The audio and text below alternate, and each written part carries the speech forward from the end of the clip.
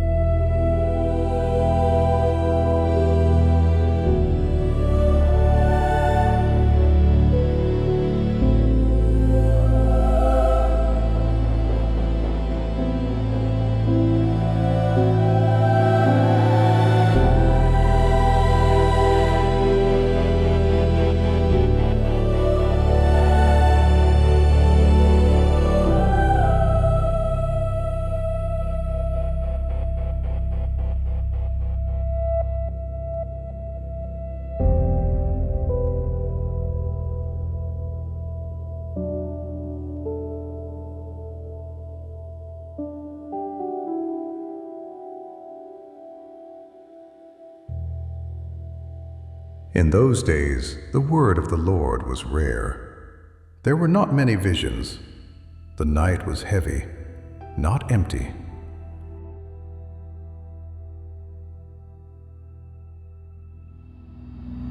Samuel.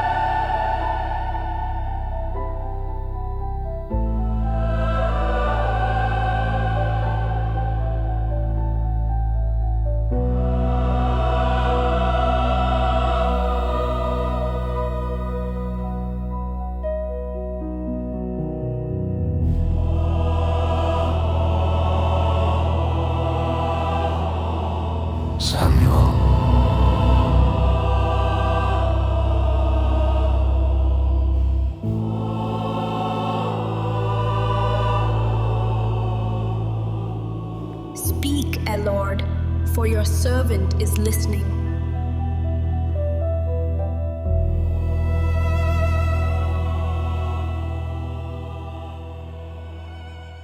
The boy who lay down is gone. A prophet has risen. Long before Samuel heard his voice in the night, another man heard his name from the fire.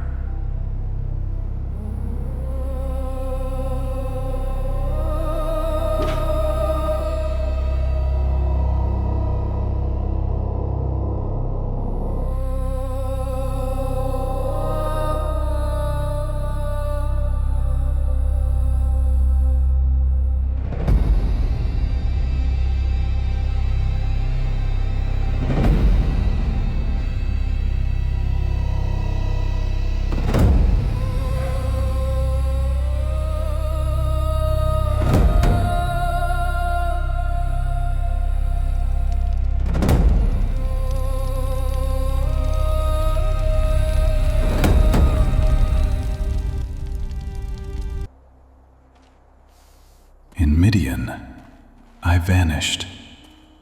The prince, the avenger, gone. 40 years of dust. 40 years of silence.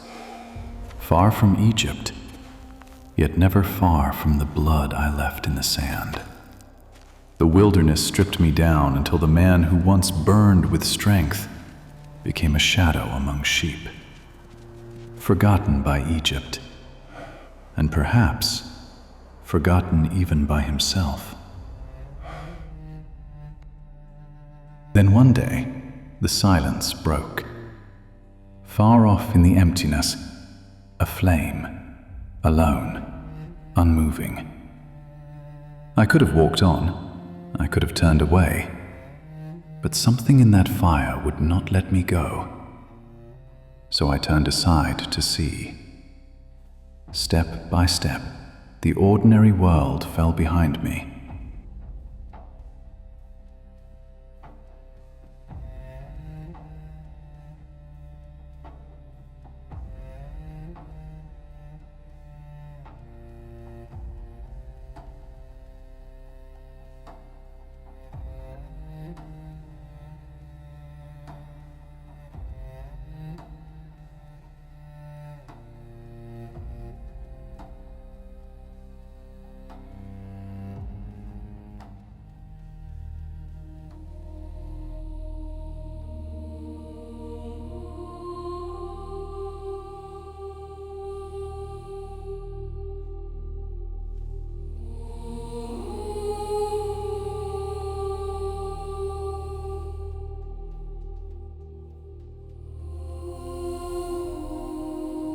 Moses.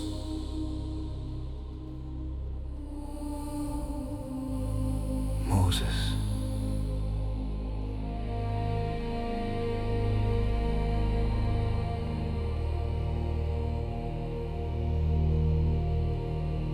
Do not come any closer.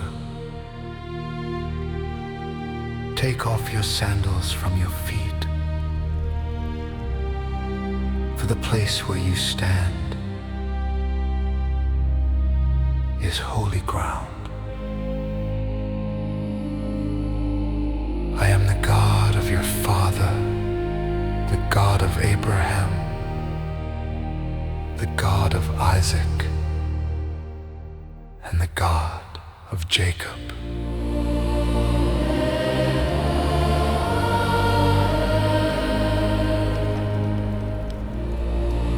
I am who I am. I have surely seen the oppression of my people in Egypt. I have heard their cry because of their taskmasters. I know their sorrows.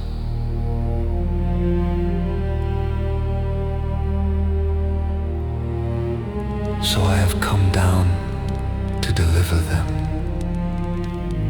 out of the hand of the Egyptians and to bring them up out of that land to a good and spacious land, a land flowing with milk and honey. Come now, therefore, and I will send you to Pharaoh, that you may bring my people, the children of Israel, out of Egypt. Lord, I am not eloquent. Who made man's mouth? Or who makes one mute or deaf or seeing or blind? Is it not I, the Lord? Now therefore go, and I will be with your mouth and teach you what you shall say.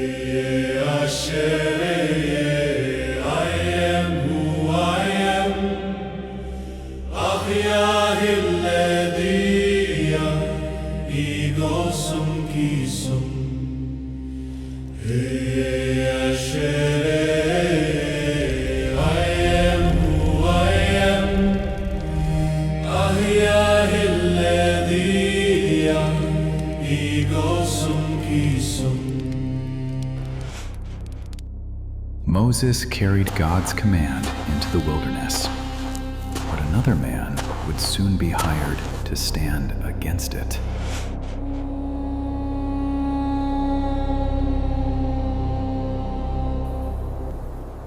Balaam woke to a world that made sense. The invitation was prestigious. The reward was life-changing.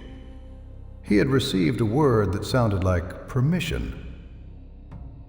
He stepped onto the road, believing the path was clear because nothing had stopped him.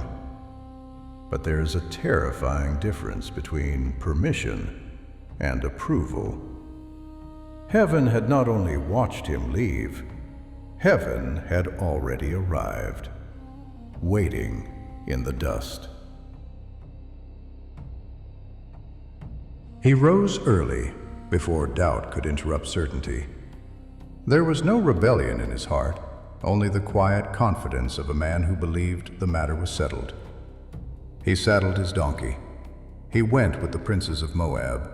He mistook silence for agreement. He mistook permission for blessing.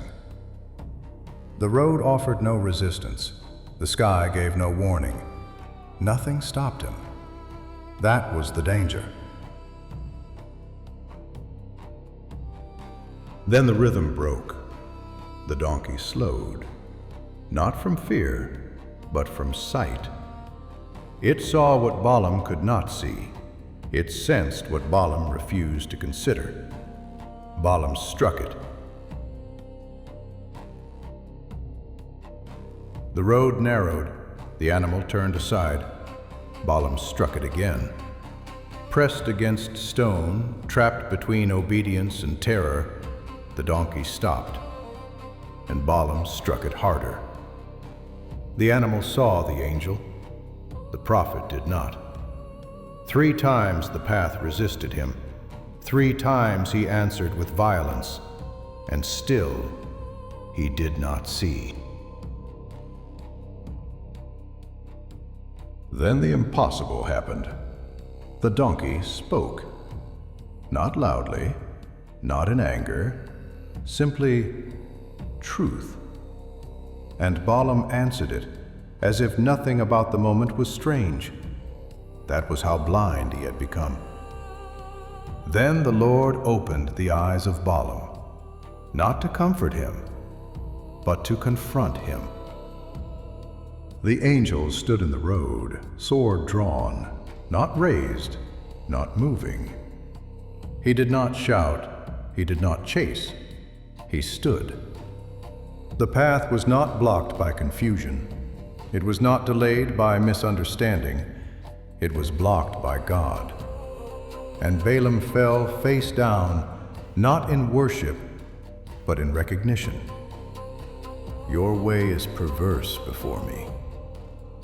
No argument followed. No justification remained. God did not destroy him. God did not replace him. He stopped him. Correction is mercy when judgment is deserved. The angel stepped aside. The sword was gone. The road remained. The dust was the same. The heat was the same. The destination had not moved. But the man standing there was no longer certain. God does not always go before us to clear the way. Sometimes, God stands in the way. Balaam could not curse the people God had blessed. But generations later, Israel turned from that blessing and bowed before Baal.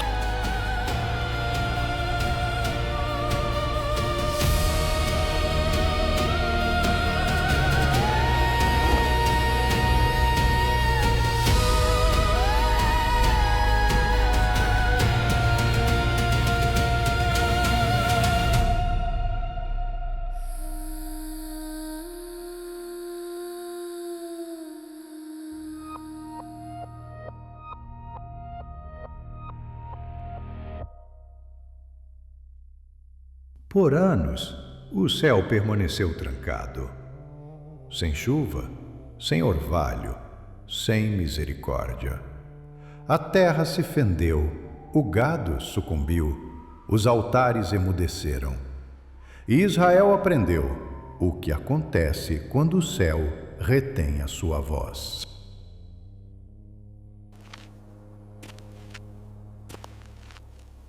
Um só homem, diante de uma nação que já não conseguia decidir. Ele não lhes pediu que acreditassem. Ele exigiu que escolhessem. Até quando cocheareis entre dois pensamentos?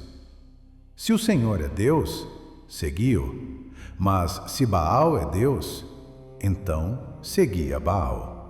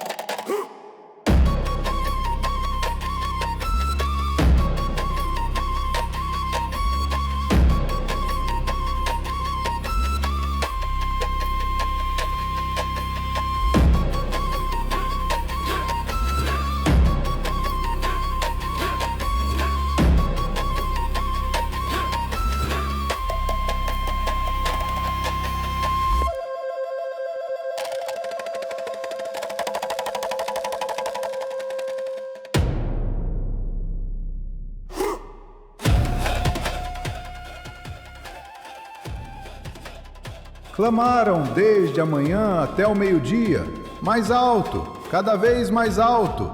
Dançaram, gritaram, retalharam-se até que o sangue correu sobre as pedras. Mas o céu não se moveu. Não houve voz, nem resposta, nem fogo.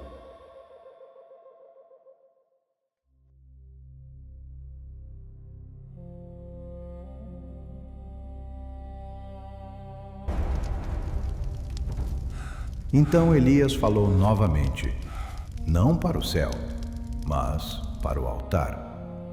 Ele reparou que havia sido destruído, pedra por pedra.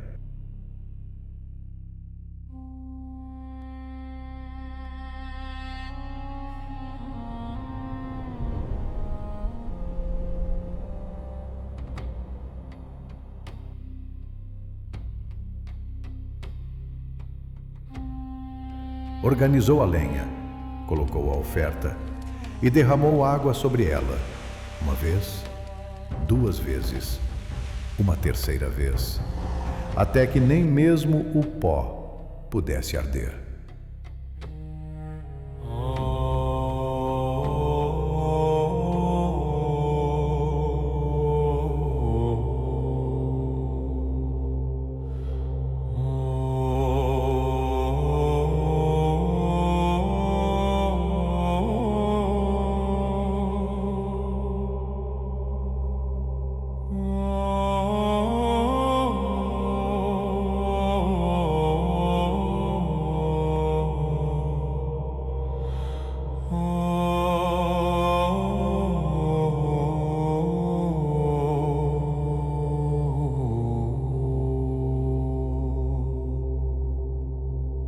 Ó Deus de Abraão, Deus de Isaac, que se saiba neste dia que Tu és Deus e que eu sou Teu servo, que pela Tua palavra fiz todas estas coisas. Responde-me, ó Senhor.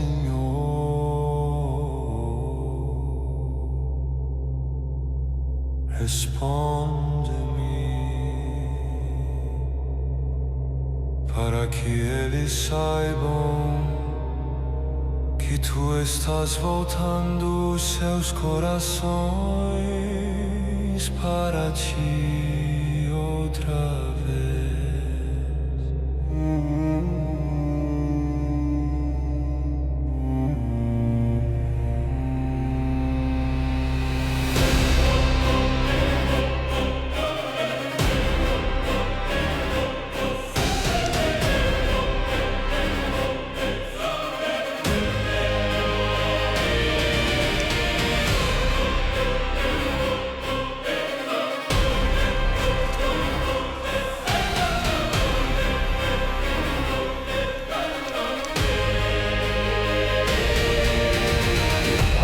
Long before fire answered Elijah on Carmel, another servant of God ruled from Jerusalem, David.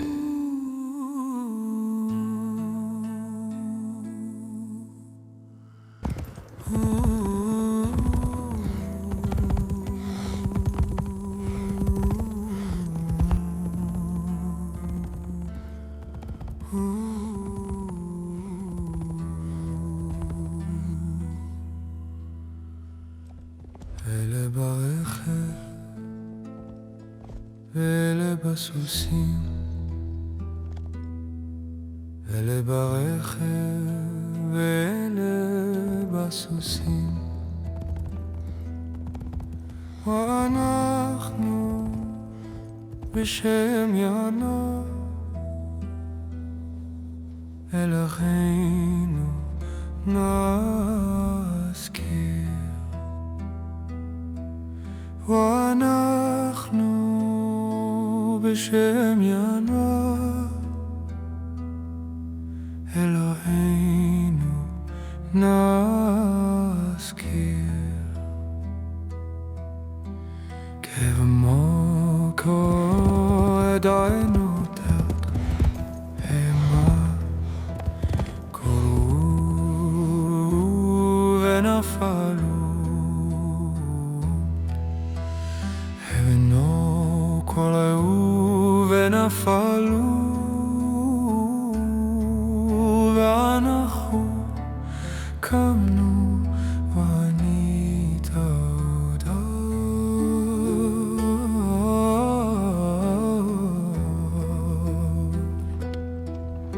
Yehoshia,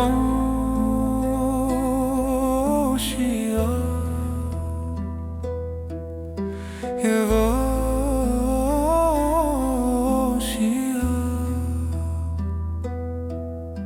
Hamelech Yaneinu biyom koleinu, Hele, Hele.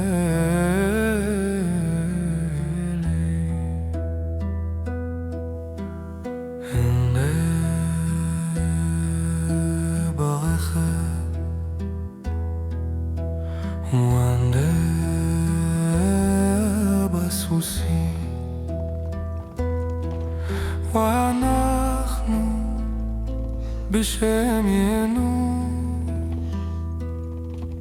אלוהינו נזכיר.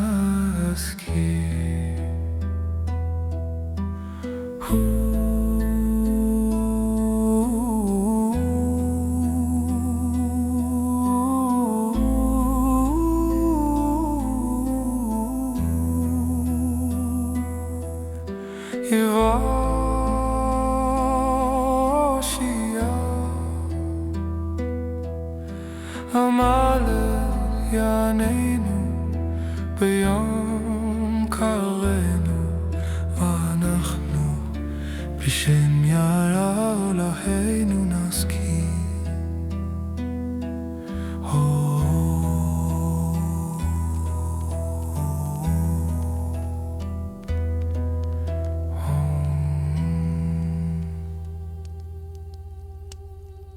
The plague did not begin in heaven. It began with me. I lifted my eyes and saw the angel of the Lord, his sword stretched over Jerusalem, and I knew why it was there.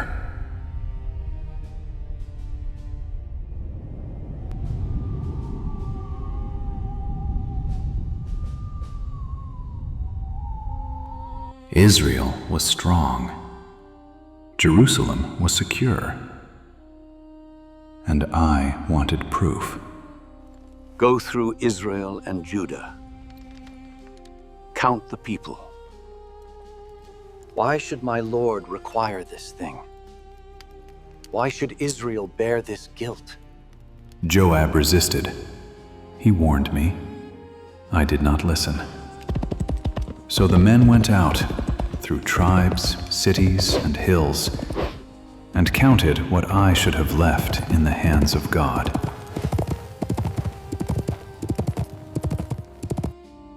Then the number was brought to me. The scroll opened. The count was read, and what I had wanted turned against me. My heart struck me, and I said before the Lord, I have sinned greatly in what I have done. I have done very foolishly. The throne could not hide me. I was king before men, but before God, I was exposed. Then Gad the prophet came with the word of the Lord. 3 judgments stood before me: famine, defeat, or pestilence. There was no escape in any of them. I am in a great strait. Let me fall now into the hand of the Lord, for his mercies are very great. But let me not fall into the hand of man. The names I had counted began to vanish. What I had measured as strength became grief. A torch went dark. A house waited for a man who would not return. 70,000 fell. I looked up and saw him, the angel of the Lord, standing between earth and heaven. It is enough. Stay now thine hand. Was it not I who commanded the people to be numbered. I am the one who has sinned. But these sheep, what have they done? Let thine hand be on me and on my father's house, but not on thy people. Go,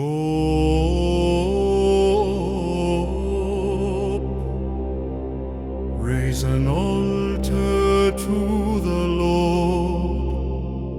in the threshing floor of Araunah the Jebusite.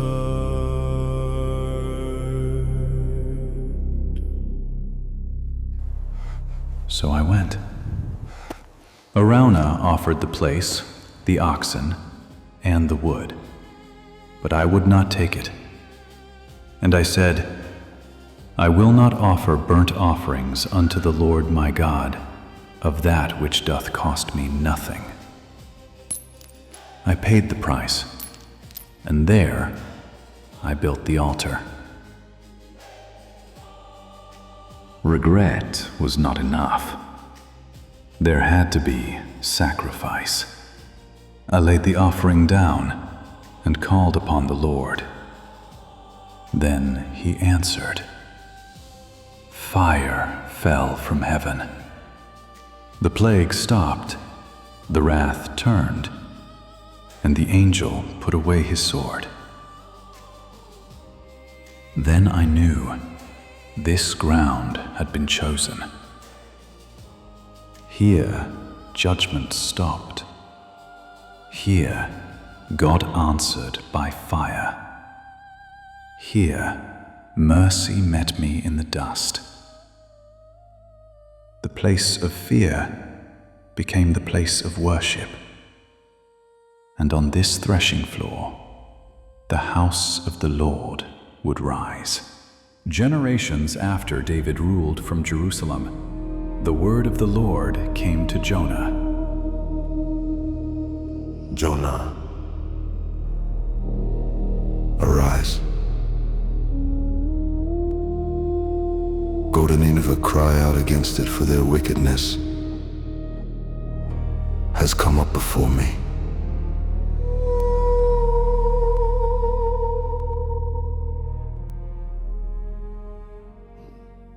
The command sat in the air like stone. God did not explain. He did not negotiate. He simply spoke. And then he was silent, waiting for the sound of Jonah's feet.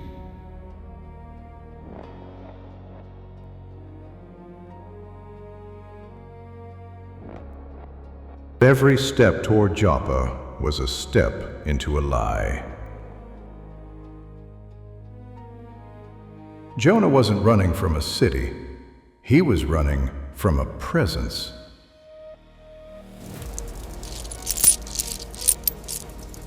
He paid the full fare. He wanted no debt to the land he was leaving.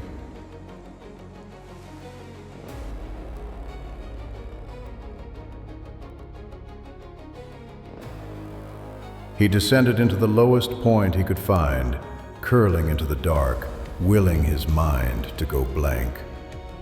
If the world was small enough, perhaps God would forget he was in it. But the sea did not break, it pursued. Outside, the sailors were screaming to gods of wood and gold, throwing their lives into the deep to buy one more minute of breath. But Jonah was heavy with a different kind of weight. The weight of disobedience is a sedative. He slept while the world ended around him. Wake me up. Throw me to the teeth of the sword. I am the storm. I am the reason. The sky is screaming.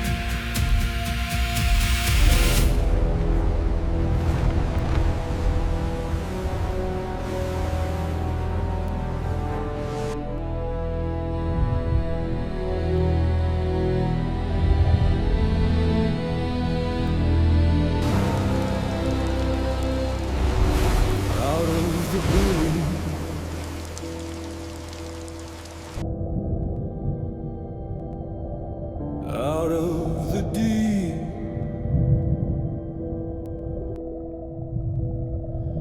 I cried out to the Lord because of my affliction, and He answered me. Out of the belly of Sheol I cried, and You heard my voice. For You cast me into the deep, into the heart of the sea, and the flood surrounded me.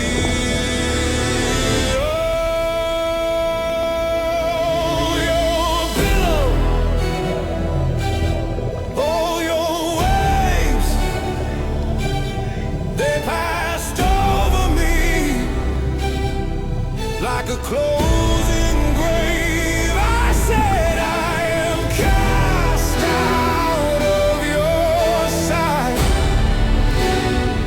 Yet I will look again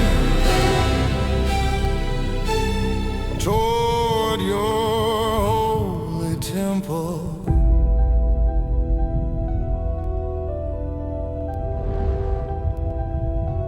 The waters engulfed me, even to my soul. The deep closed around me. Weeds were wrapped around my head. I went down to the moorings of the mountain. The earth with its bars closed behind me forever.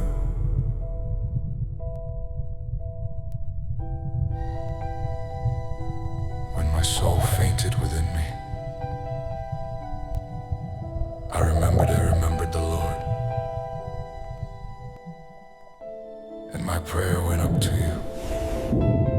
Into Your holy temple.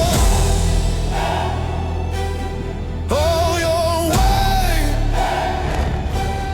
it passed over me like a closing grave. I said, I am cast out of Your sight. Yet I will look again toward Your holy temple. Those who regard worthless idols forsake their own mercy. But I will sacrifice to You with the voice of thanksgiving. I will pay what I have vowed. Salvation is of the Lord.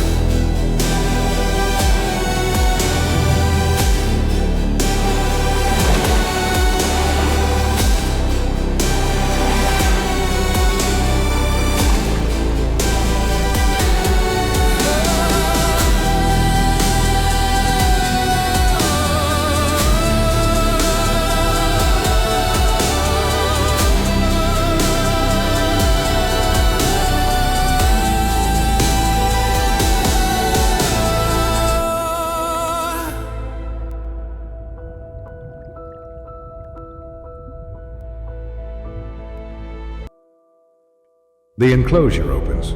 Jonah is spat onto the shore, bleached white by the salt, trembling in the sun. He is alive, but the mercy of God is not the end of the story. The horizon is still there. Nineveh is still there. The call is still there. Because when you run from the presence, you only find yourself deeper within it. Salvation is of the Lord. I cried out to the Lord because of my affliction, and He answered me. Out of the belly of Sheol I cried, and You heard my voice. For You cast me into the deep, into the heart of the sea, and the flood surrounding me. Oh, your billow, oh, your waves,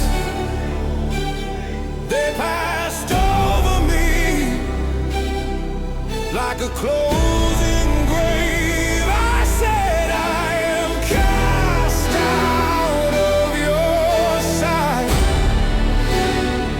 yet I will look again toward your holy temple.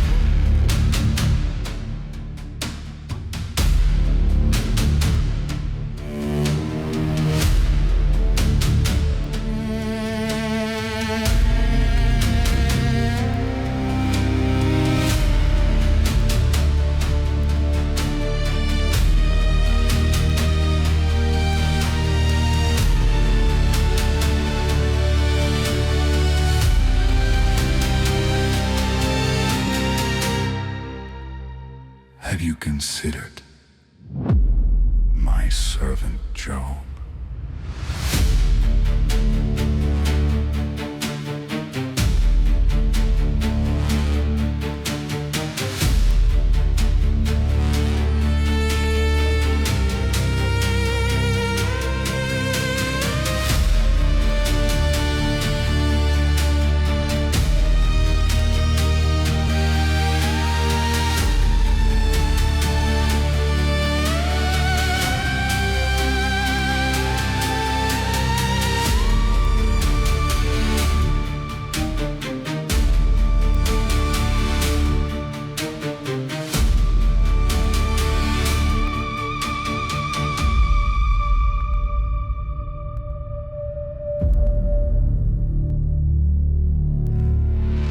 There is a court above the world where the sons of God present themselves before the Lord, and among them was the accuser, the adversary, the one who stands to contend.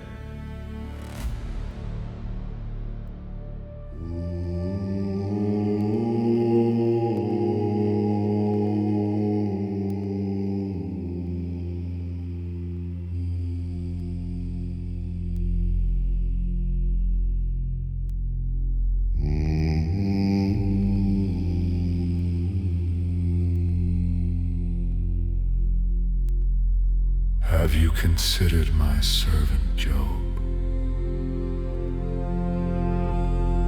Does Job fear God for nothing? Stretch out your hand, touch all that he has, and he will curse you to your face.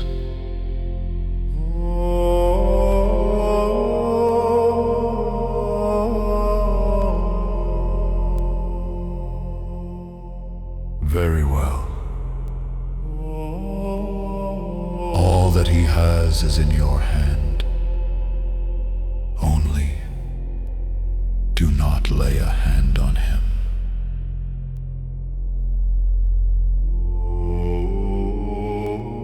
So the permission was given, not because Job was guilty, but because heaven would test the one thing suffering always tries to expose. Is faith real when blessing is gone?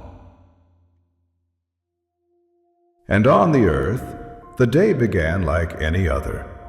The sun rose, bread was broken, voices filled the house, and Job did not know that permission had been given above him. He only knew the peace of an ordinary morning. Then the reports came, one after another, not with warning, but with impact. It is gone. They are burned. There are no survivors. The world did not unravel slowly. It fell in a single, merciless sequence. And when the final messenger arrived, there were no more words left to carry, only dust.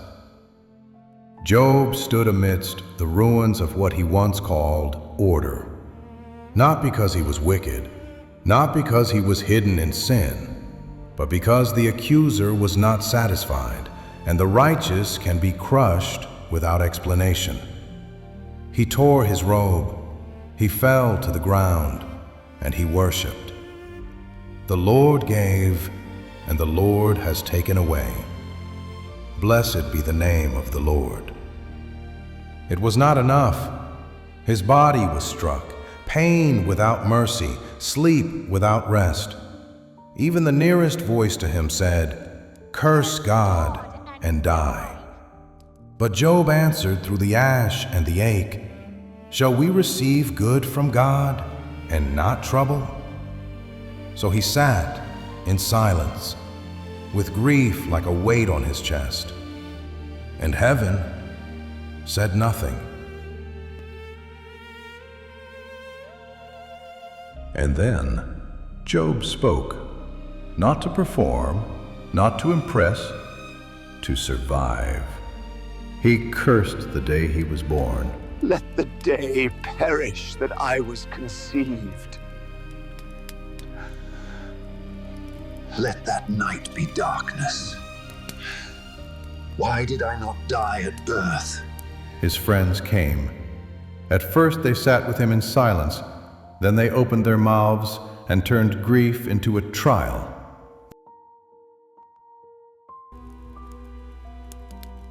So if you suffer, you must have sinned. I am innocent. Show me my sin. Name what I have done. Let the Almighty answer me. Let him speak. You are speaking beyond what you know. Then silence returned. Because once a man calls for God, there is only one question left. Will heaven answer or remain quiet?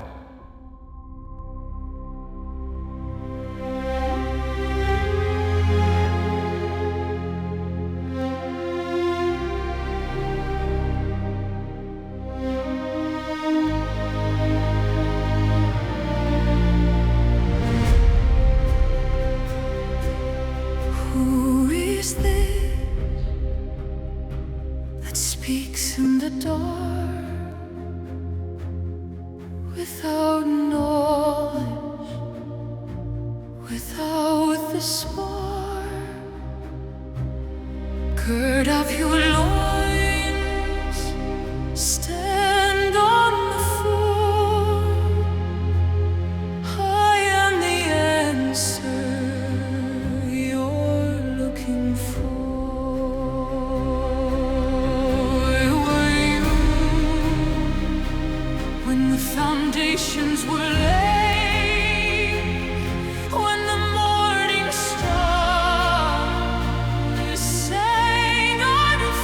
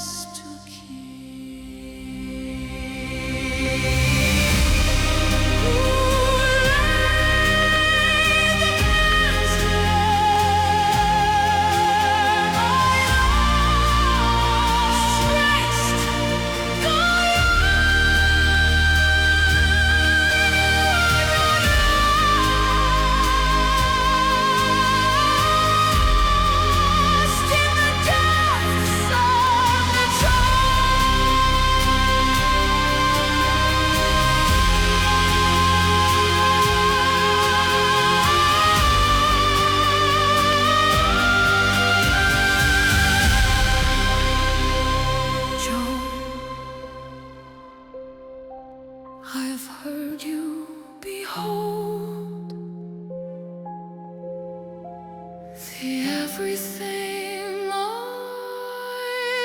am here.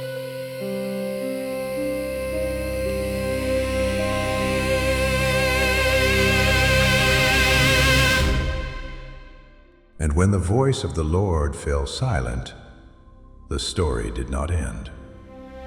God turned to the friends and rebuked them. Their certainty was not wisdom. Their formula was wrong. Then the Lord said, "Go to Job, and Job will pray for you." So Job, broken yet faithful, became the one who interceded. And afterward God restored him not as payment, but as a gift.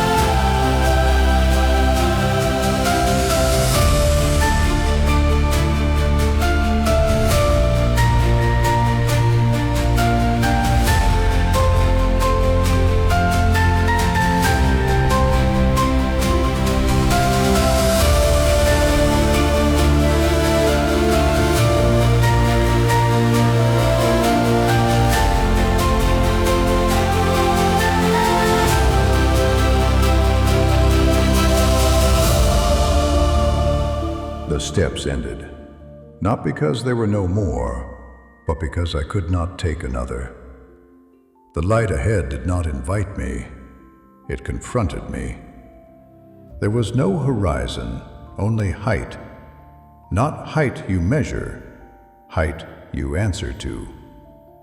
And there, above all ascent, above all distance, was a throne. It did not appear, it was already established. The fabric of his robe covered the ground before him. Then the ground was no longer visible. It filled the air, it filled the space, it filled the temple.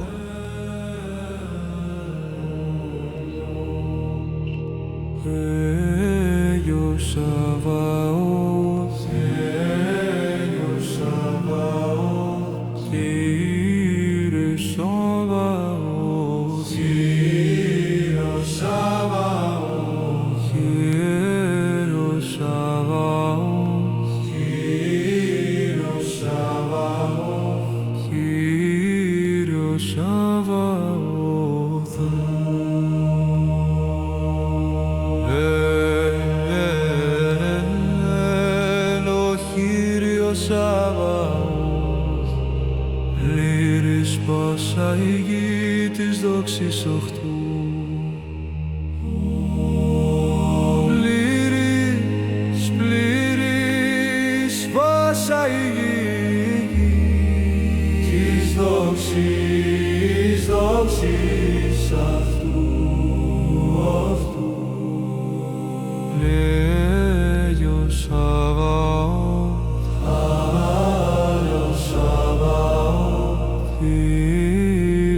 Sabaoth, Sabaoth, Sabaoth, Kyrios Sabaoth, Kyrios Sabaoth.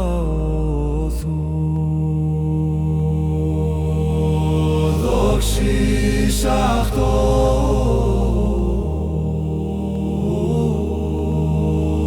Δόξης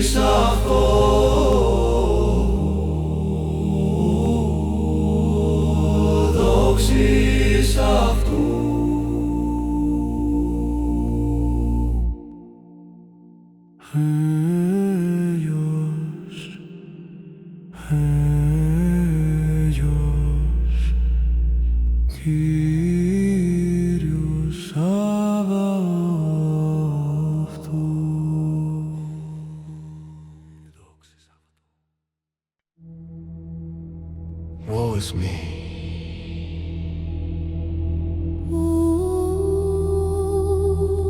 Woe is me.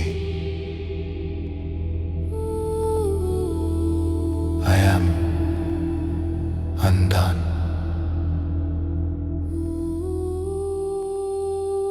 For I am a man of unclean lips, and I dwell in the midst of a people of unclean lips.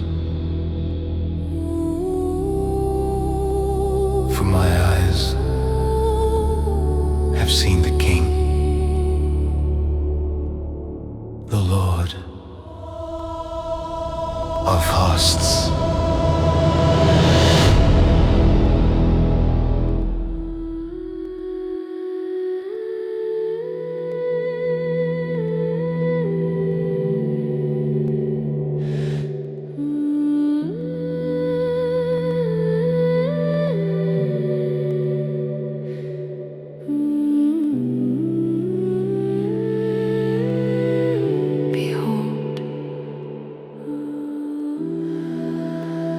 This has touched your lips.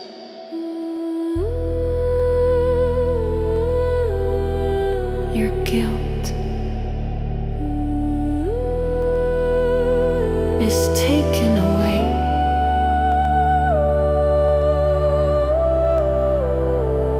Your sin atoned for.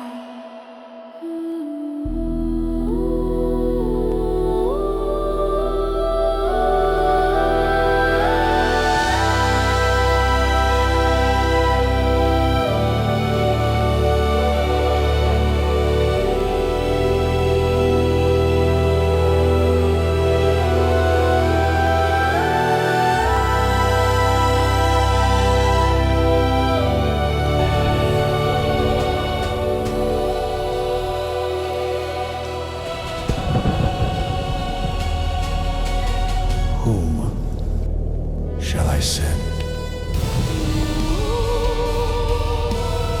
And who will go for us?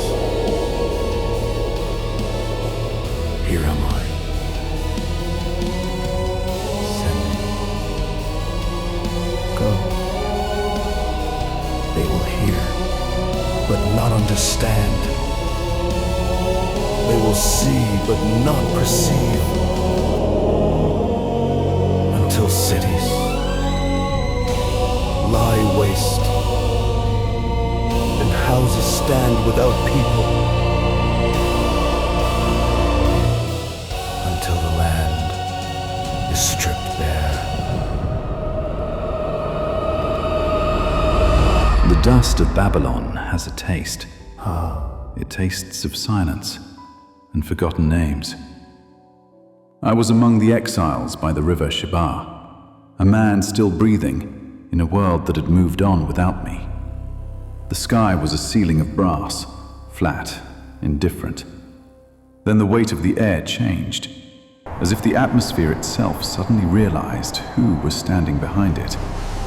The horizon didn't break, it tore, and the heavens were opened. It didn't blow in from the distance. It manifested from the north. A storm that claimed the ground it stood on. A massive cloud, veins of lightning pulsing like a heartbeat. And at its center, fire that swallowed itself. An eternal fold of flame. Deep within the heat, something gleamed.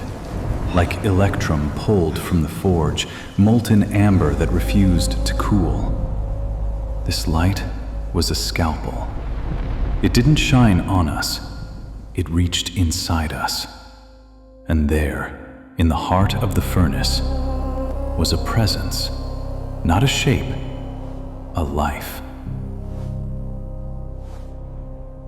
Inside the furnace, 4 silhouettes stood. They were not formed out of the light, they were revealed by it. They bore the likeness of a man, but their anatomy was an offense to our limits. Each had 4 wings, 2 to shield the sacred, 2 to conquer the air. And beneath the feathers, hands. Not grasping hands, not desperate hands. Capable, ready hands.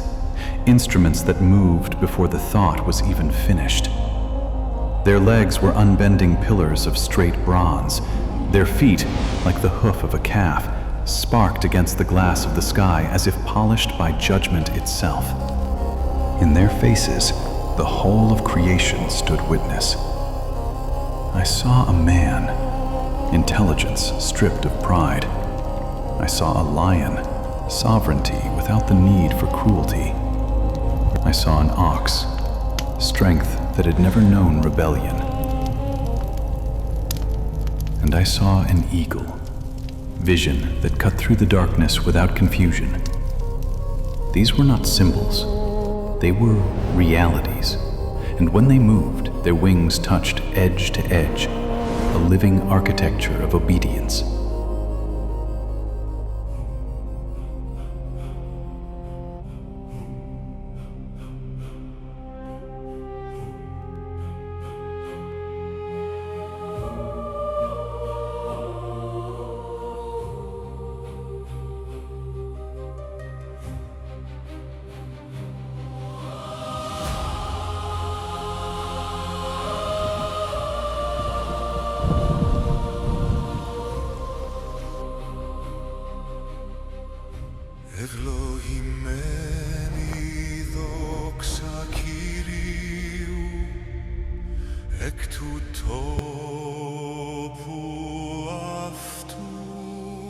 Blessed be the glory of the Lord from his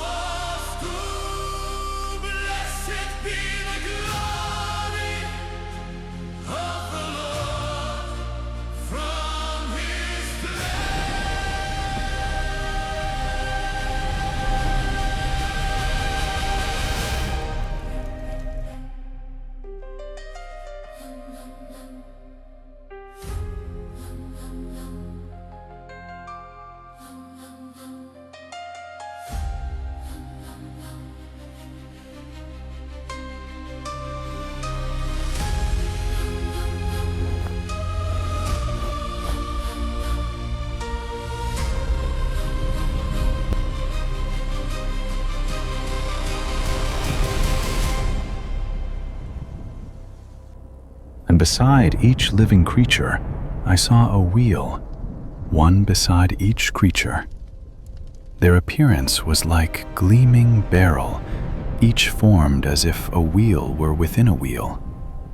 Their rims rose high, and they were full of eyes all around. When the living creatures moved, the wheels moved with them.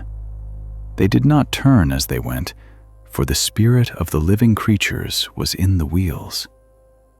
Above their heads was an expanse, terrible as crystal, stretched out over them. Above the expanse over their heads was the likeness of a throne, in appearance like sapphire stone. And upon the throne was the likeness of one with the appearance of a man. From what appeared to be his waist upward, I saw something like glowing metal, as if full of fire all around. And from his waist downward, I saw something like fire, with radiant brightness surrounding him. This was the appearance of the likeness of the glory of the Lord. The glory Ezekiel saw above the heavens now followed him into a valley of death, where God would reveal that even dry bones could live again.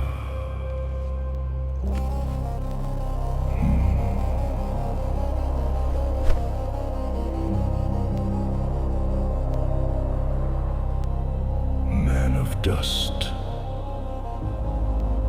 can the dead awaken? Only you know. Speak into the silence. Call to what has no breath. Let the lifeless hear. Rise at my command. Dry bones, hear the word of the Lord.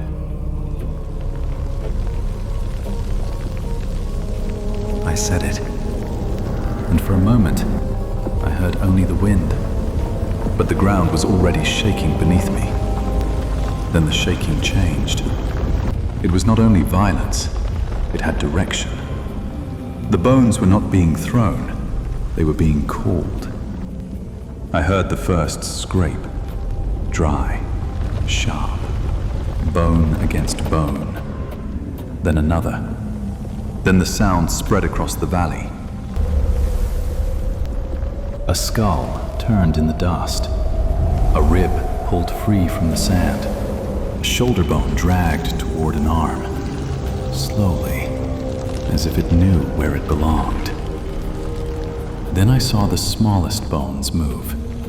The bones of a hand, piece by piece, coming together in the dust. Even what had been scattered beyond recognition was being gathered. I stepped back. The wind was violent. The earth was still trembling. But this was not the valley falling apart. This was order rising from death. And I knew this was not my voice. Death had heard him. I saw sinews come upon them, not from the earth, not from the dust, from the command that still held the valley. Flesh came over the bones, slowly, silently, as if what had been destroyed was being remembered. A hand took shape in the sand, an arm, a chest, a face. But nothing moved by its own will. Across the valley, the dead were no longer scattered. They lay before me like men again, whole, but still. And then I understood. They had form, they had flesh, they had skin, but there was no breath in them. Come from the four winds, O breath, and breathe upon these slain, that they may live. Then the wind changed. It did not pass over the valley, it entered it. From every side, the breath came. Dust lifted from their faces. The stillness began to break. One chest rose, then another. The valley drew breath, not as one man, but as a multitude. The dead were no longer silent, and I stood among them as life returned where only death had been.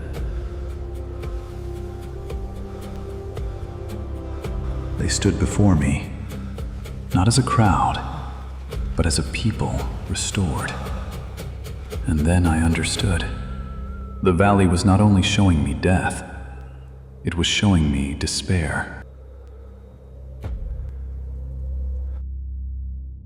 Look upon them. These are not only bodies. They are a people whose hope has died. We are dried out.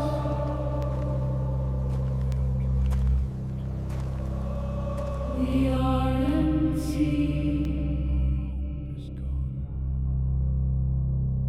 We are cut away. I had seen bones, but the Lord was speaking of a people who believed their story was over. Listen. I will lift you from the dust.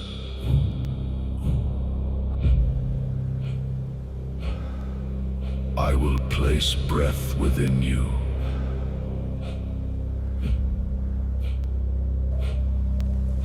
You will rise. You will live.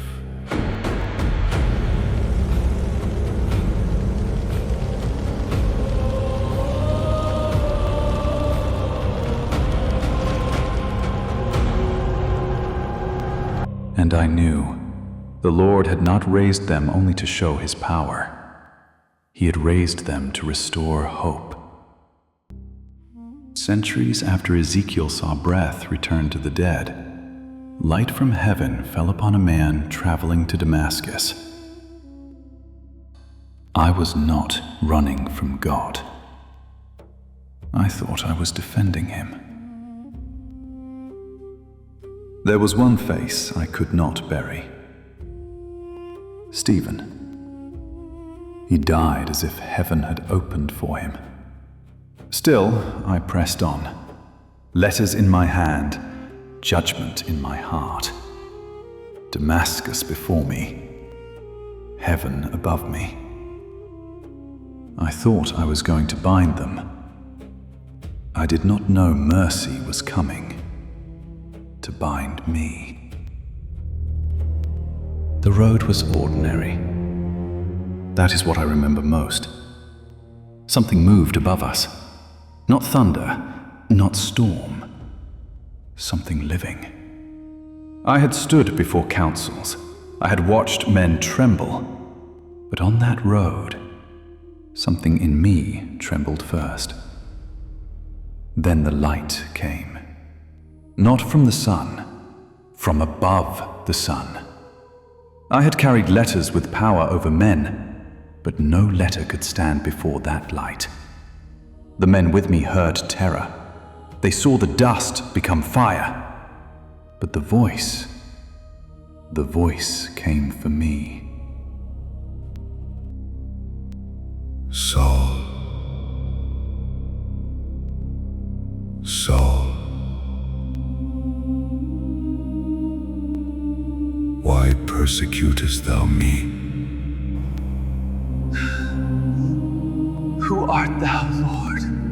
I am Jesus of Nazareth, whom thou persecutest. What wilt thou have me to do? Arise and go into Damascus, and there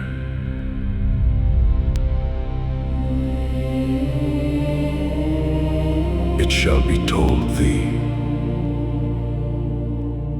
what thou must do.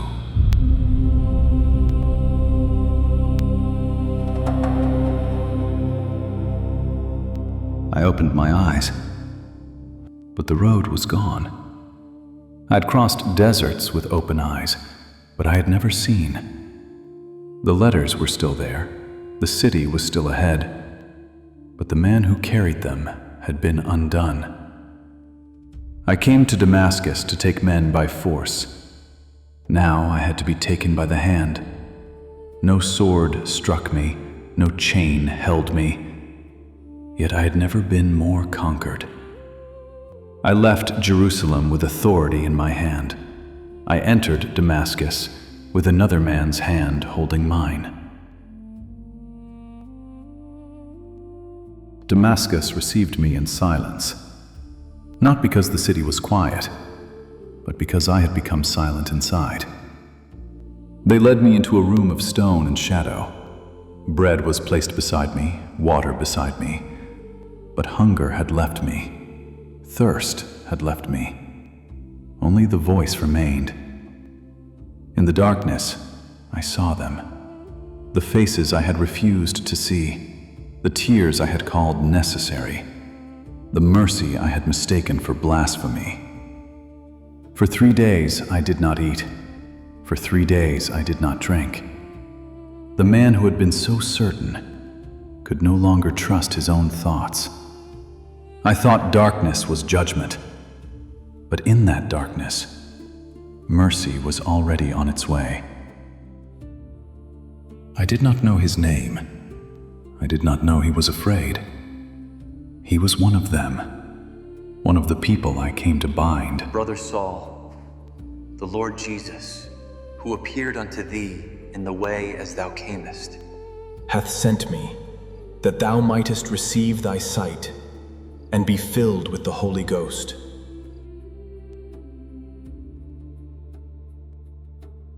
The light that struck me down now returned as mercy. I rose from that room with the same name, but not the same soul. Mercy had found the man who fought it. Before the risen Christ stopped Saul on the road to Damascus, he had walked another road, unrecognized, beside 2 grieving disciples.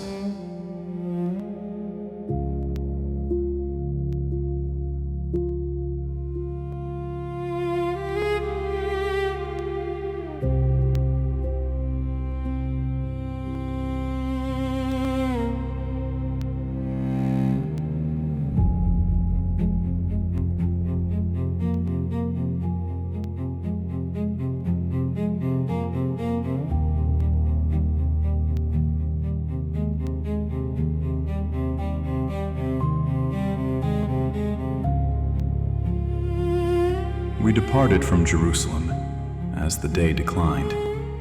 The dust was on our feet, and the city was behind us. I would not look back. Too much had been done there. They said the tomb was empty. They said they had seen a vision of angels. They said that he was alive. I heard these things, yet my heart remained under the shadow of the cross.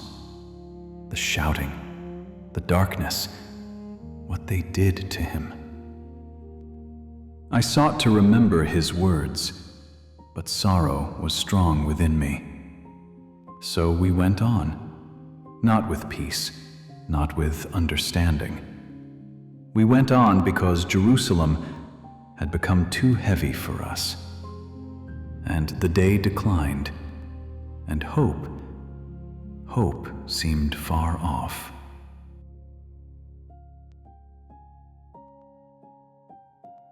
As we walked, we kept coming back to the same thing. The tomb was empty. We said it again and again, as if saying it enough times would make us understand it. The women said he was alive.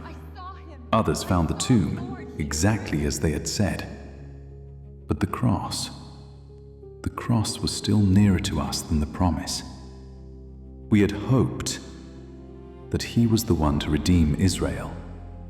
And now, we did not know what to do with any of it.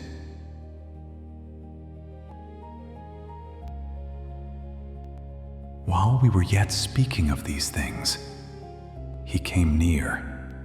He did not come in glory. He did not come in a way that made us afraid. He only drew near and walked with us. And our eyes were holden and we knew him not. So we spoke with him as with a stranger, though the Lord himself was beside us. We told him how the chief priests and our rulers had delivered him to be condemned to death, and had crucified him. But we had trusted that it had been he who should redeem Israel.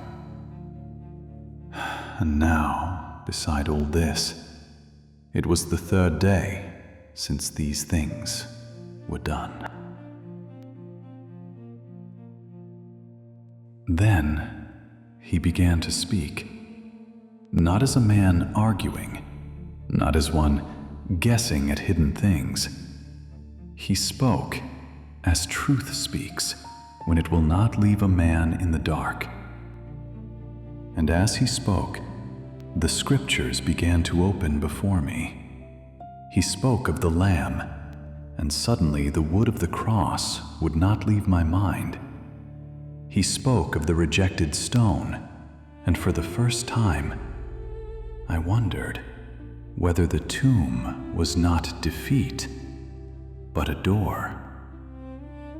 He spoke of the righteous one who must suffer, and the shame of that day no longer seemed like the end. Promise after promise rose before us, things long spoken, things long read, things new to us all our lives, and yet hidden from us until then. And while he spoke, something in me that had been shut up in sorrow began, little by little, to yield. Then when we drew nigh unto the village, he made as though he would have gone further, and I felt it at once. I did not want him to leave. I could not yet name what was happening in me, but while he had spoken, something long shut up in sorrow had begun to stir, and to let him go then felt like losing light a second time. So we constrained him, saying, "Abide with us, for it is toward evening, and the day is far spent." And he went in to tarry with us.